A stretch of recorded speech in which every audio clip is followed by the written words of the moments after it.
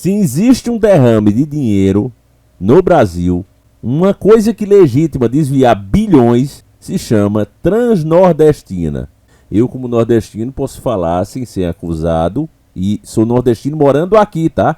Tem essa diferença também. Tem muita gente, eu sou nordestino. Faz mais de 20 anos que não põe o pé aqui ou não tem qualquer ligação com a região. Eu sou nascido e criado aqui e posso dizer. A Transnordestina é a obra que legaliza desvio na casa dos bilhões e nunca fica pronta.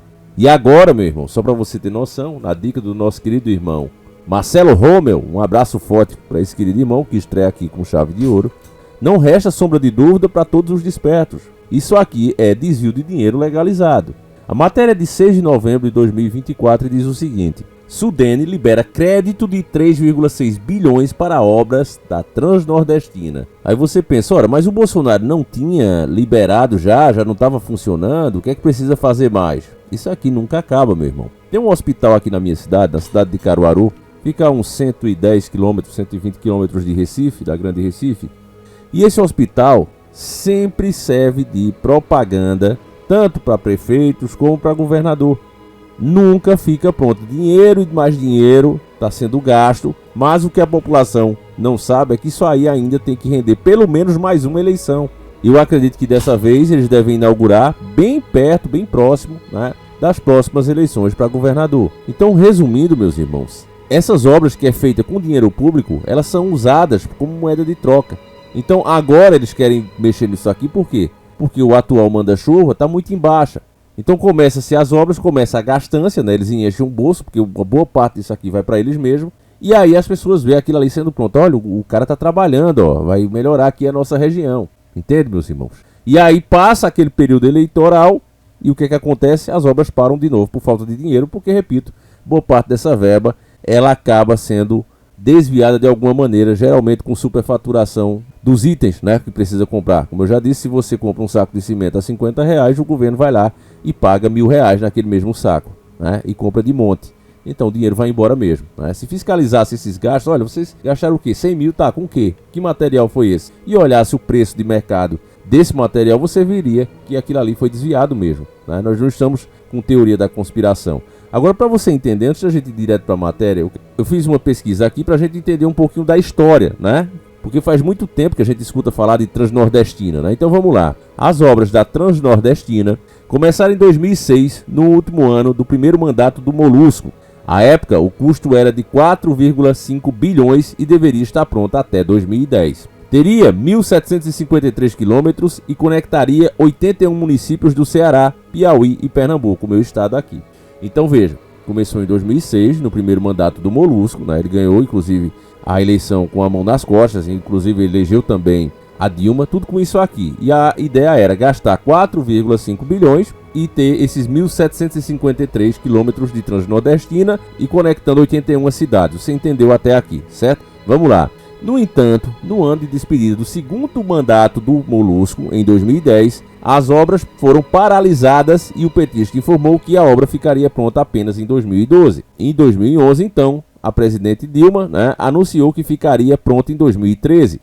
Ao final do ano, foram entregues 383 quilômetros dos 1.753 previstos. Então, derrame de dinheiro e dos 1.753 que o Molusco prometeu no primeiro mandato, em 2011 ele só entregou, veja, primeiro mandato em 2006, finalzinho de 2006.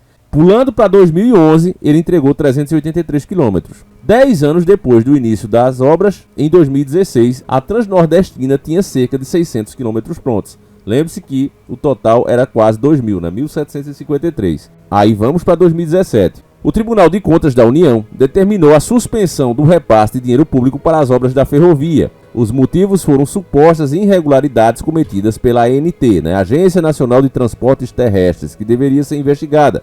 Por essa razão, as obras acabaram sendo paralisadas. Então, eles paralisam e o povo que se ferre. Com a paralisação, a ANTT abriu em 2019 processo administrativo contra as empresas acionistas para analisar a situação do contrato e possivelmente recomendar a devolução do bem para a União. Com isso, a CSN, principal acionista no projeto, realizou um investimento de 257 milhões a fim de retomar o ritmo das obras. A decisão do TCU, que impede o repasse do recurso público para a obra, foi revogada em 2022. Naquele final de ano do governo Bolsonaro, foi assinado o termo aditivo no contrato que retirava do projeto o trecho Salgueiro-Suape, em Pernambuco. A malha final da Transnordestina passaria então de 1.753 km para apenas 1.209.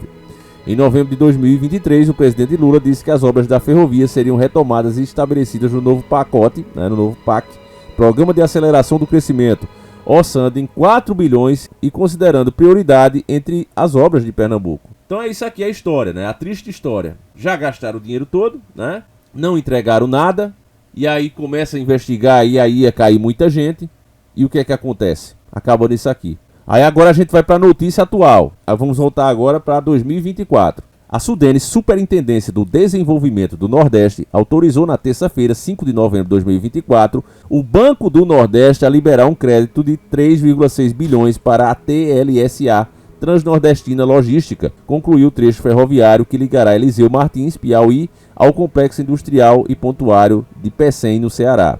Os recursos sairão do FDNE, Fundo de Desenvolvimento do Nordeste. O plano do governo federal é concluir a Transnordestina em 2027. Segundo a SUDENE, já foram investidos 7,5 bilhões na estrada de ferro, sendo 3,8 bilhões do FDNE.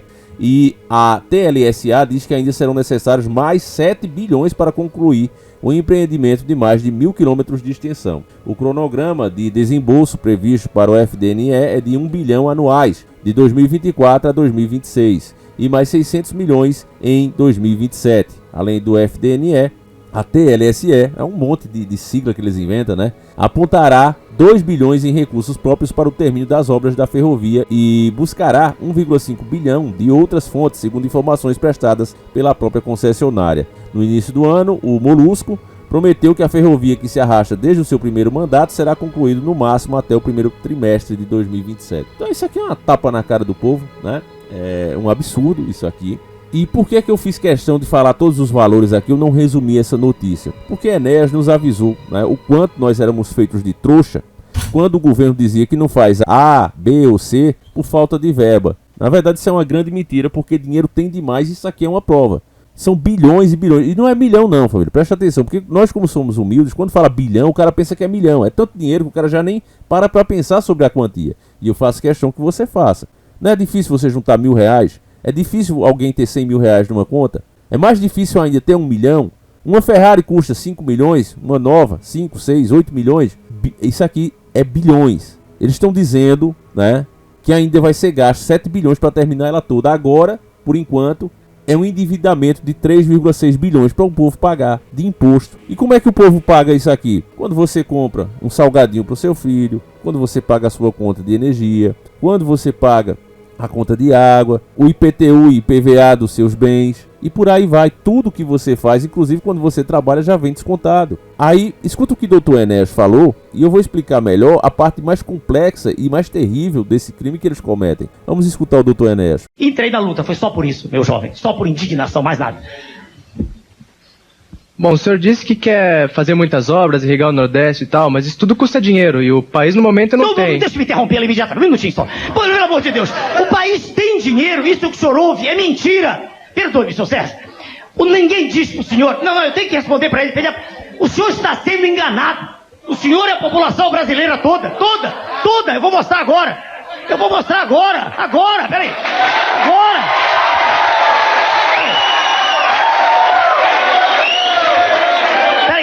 Culpado, peraí, eu cortei sua frase numa atitude até inteira, porque eu ouvi isso a vida inteira quando eu era médico apenas, não era político. E veja o senhor, eu trabalhava no hospital e faltava parede elétrica. No dia seguinte faltava algodão, faltava álcool e dizia o país não tem dinheiro. Aí te abre o jornal e diz déficit. Isso é mentira. Mentira deslavada pro senhor que está em casa. Veja bem, aqui na década passada, veja o senhor, saíram mais de 100 bilhões de dólares daqui, pagos ao sistema financeiro. O Brasil é o maior cassino do planeta, ninguém diz isso. Veja o senhor, aqui, agora, quando esse plano salvador, entre aspas, foi apresentado, o governo, permita-me desenvolver um pouquinho, o governo disse que não é intervencionista, que eu que sou. Eu quero ser intervencionista a favor da sociedade, não contra ela. Ele apresentou uma taxa de juros de 8%, isso está no meu livro ali, que neguem se puderem, 8%, 8% ao mês, meu jovem. Enquanto a campeã de juros lá fora, foi a Grécia no passado com 7% ao ano. 7% ao ano, aqui foi 8% ao mês. O senhor sabe quanto nós, pessoas comuns, perdemos com esses 8%? Naquele mês, perdemos 4,5 bilhões de dólares. Que alguém me corrija se eu estiver errado. O desafio é para o governo. Os dados são do Banco Central e da Andima. Quanto há dinheiro de sobra?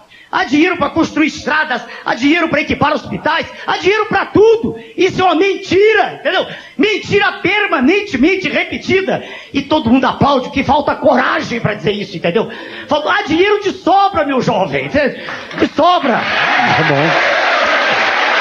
Saudade do doutor Enéas, né, meus irmãos? Nós não temos nem de longe alguém parecido com ele hoje em dia. E veja que ele falou, né, de irrigação do Nordeste. Provavelmente ainda não tinham criado esse nome de Transnordestina, né? Mas já naquela época, Enéas já denunciava os crimes, né? Desvio de dinheiro, roubalheira, os juros que a gente aceita pagar, né? Como você escutou ele falando, e hoje está muito mais alto. Um juro que outros países se negaram a pagar por ano, o Brasil aceita pagar por mês. Porque somos, não é sendo patriota, fanático pelo próprio país, não. Não é isso, é sendo realista. Não existe outra nação que tenha tantas riquezas como o Brasil.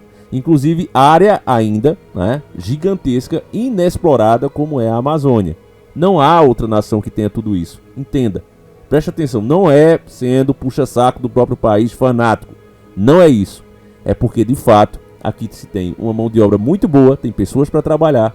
Você tem todo tipo de matéria-prima, riquezas no solo, riquezas minerais que você nem imagina, tem tudo aqui, né? Principalmente essa tecnologia de ponta precisa dos nossos minerais. Tem país, como o próprio Dr. Enéas também já falou, fazendo as reservas estratégicas, ou seja, comprando a preço de banana e estocando, né? Porque quando nos roubaram a Vale, que aquilo foi um roubo, quem comprou passou a dizer a quem vender e por quanto vender. Vendeu-se o controle dela, né? E as autoridades aceitam ganhar apenas esmolas, né? Ah, não, mas a Vale doa ali para o município tal, e aí fica, né, achando bom as migalhas que ganha, ao invés de controlar e dizer quanto realmente vale aqueles minérios. Então é a síndrome do cachorro, mas a população não liga. Você vê que hoje ninguém fala mais, olha, e os bens da Vale? Não, ninguém fala mais. É um patrimônio que nós perdemos. Eu creio que se entrar um governo de direita canhota, na próxima, a gente vai perder logo logo a Petrobras. Logo logo vamos perdê-la. Se continuar, ela também vai quebrar, né? Se continuar esse governo que está aí hoje, de esquerda, no caso Lula ou alguém de esquerda que entra no lugar dele, eles vão quebrar, né? A empresa está desvalorizando porque eles não param de sabotá-la e mais cedo ou mais tarde, ou ela desvalorizando ou entregando para os caras, dá na mesma coisa. Esse é o grande problema de não ter um verdadeiro patriota ali, né? Então, qual é o pior ponto? O pior ponto de tudo isso, pela Vale você já entende, é que veja os recursos, veja o quanto estamos pagando de impostos, inclusive nos endividando para concluir uma obra como essa. E assim que eles concluem, aí vem um desgraçado e diz, agora vamos privatizá-la. Por quê? Porque agora a gente gastou muito dinheiro, nos endividamos para construí-la e não temos condição de manter. Então precisamos agora passar a preço de banana, fazer as concessões de 50 anos, né? Como eu já disse a vocês, é um absurdo. Um político que tem, no máximo, se for muito bom, 8 anos, né, de mandato, ele vai, se for reeleito, né? Ele vai fazer um contrato aí de 50, de 100 anos. E o povo que se exploda, né?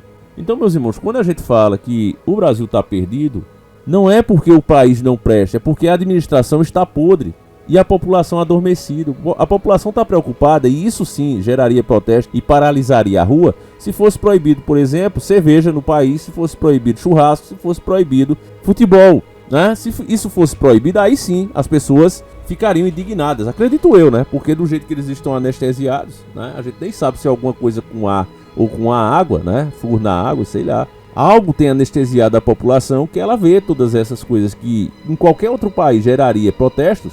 As pessoas aqui engolem seco e, tá certo, agora o custo de vida é esse, eu tenho que trabalhar dobrado para levar o mesmo saco de pão para casa, então pronto. Não dá mais para levar o saco não, então eu diminuo, tá bom de eu fazer um regime mesmo. E assim vai tocando. No Brasil o lema é, faça amor, não faça guerra, né?